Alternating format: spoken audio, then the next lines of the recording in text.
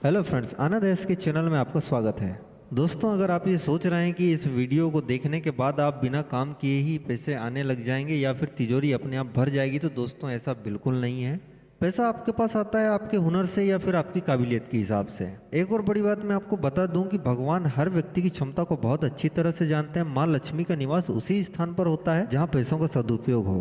अर्थात अगर आप पैसों का सही जगह इस्तेमाल करेंगे तो बिना किसी टोटके के वैसे ही आपके पास पैसा आता रहेगा। कुछ लोग मुझसे पूछते हैं कि गुरुजी मेरे पास पैसा नहीं रुकता, पैसा टिकता नहीं है, पैसा आता तो बहुत है। तो ऐसा नहीं है। मुद्रा जो होती है वह होती है चलन में रखने के लिए। अगर आप उसको स्थायी कर देंगे तो फिर उसका उपयोग समाप्त हो जाएगा। अब आपके मन में एक विचार जरूर उठ रहा होगा कि जब ऐसी बात है तो गुरुजी ने फिर ये वीडियो डाला ही क्यों।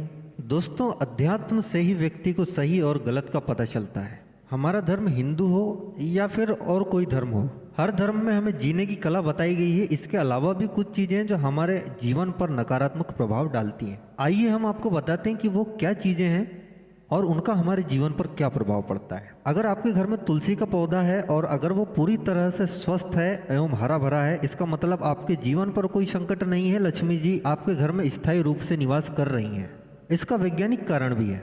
अगर आपके घर का तुलसी का पौधा हरा भरा है, इसका मतलब उसकी देखभाल बहुत अच्छी तरह से हुई है। और जहाँ इतने रिस्पॉन्सिबिलिटी से काम किए जाते हैं वहाँ धन की कमी कैसे हो सकती है। घर में अगर जाला या गंदगी है तो आपके यहाँ नकारात्मक ऊर्जा उत्पन्न होती है। इसका कारण है आप अपनी जवाबदारी भूल गए हैं। लक्ष्मी जी आपसे नहीं बल्कि आप लक्ष्मी जी से दूर हो गए हैं। भगवान सिर्फ उन्हीं को अपार धन देते हैं जो उस धन को सही तरीके से खर्च करना जानते हैं। आइए धन खर्च करने के सही तरीके जानते हैं। दोस्तों, अपनी अर्निंग को आप 10 हिस्सों में बांट सकते हैं।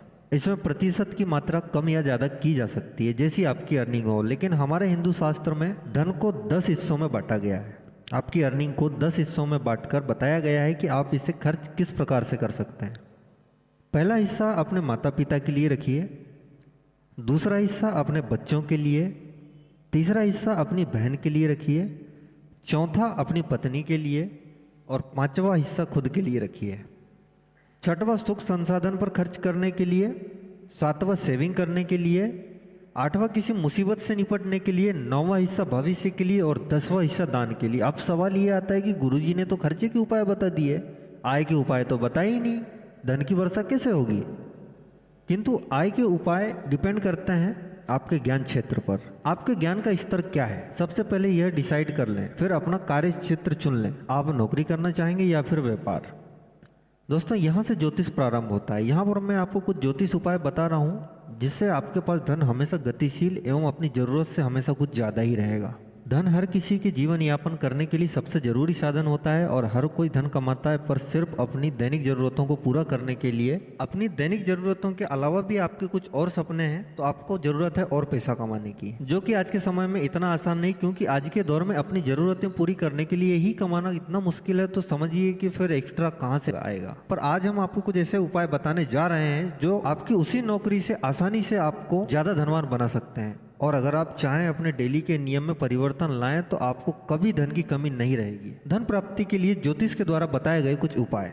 गुरुवार के दिन स्वामी देव गुरु बृहस्पति को माना गया है। गुरु धर्म और धन के स्वामी ग्रह हैं। धन संबंधी परेशानी दूर करने के लिए गुरुवार के दिन किसी सुहागन स्त्री को सुहाग सामग्री दान करें। अपनी आदत में इस बात को शामिल करें कि जब भी कहीं से घर वापस लौट कर आए तो कुछ भी साथ में लेकर जरूर आए, खाली हाथ घर पर बिल्कुल ना जाएं। धन लक्ष्मी की वृद्धि के लिए सोमवार या फिर शुक्रवार के दिन सफेद वस्त्रों का दान करें। सफेद वस्तु दूध, चीनी, सफेद वस्त्र आदि कुछ भी हो सकता है। काली हल्दी को नकारात्मक शक्तियों को दूर करने वाला माना गया है। किसी भी दिन एक काली हल्दी लाकर पूजा स्थान में रखें।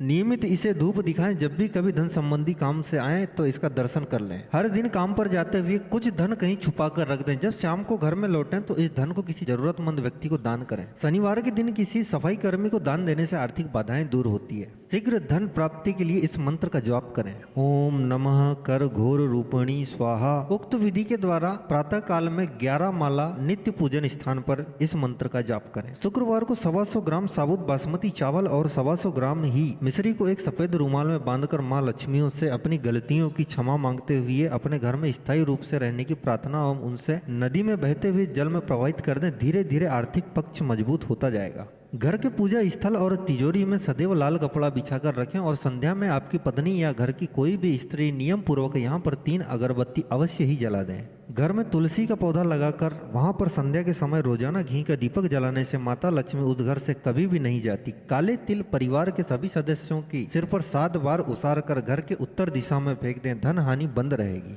दोस्तों, अपनी काबिलियत के हिसाब से, अपनी मेहनत के हिसाब से आपको धन प्राप्त होता है, यह तो मैंने पहले ही आपको बता दिया था, किंतु इन उपायों के माध्यम से आपके यहाँ हमेशा धन की स्थिति अच्छी बनी रहेगी। अगर मेरा ये वीडियो आपको पसंद आया हो तो जरूर लाइक करें एवं सब्सक्राइब करें।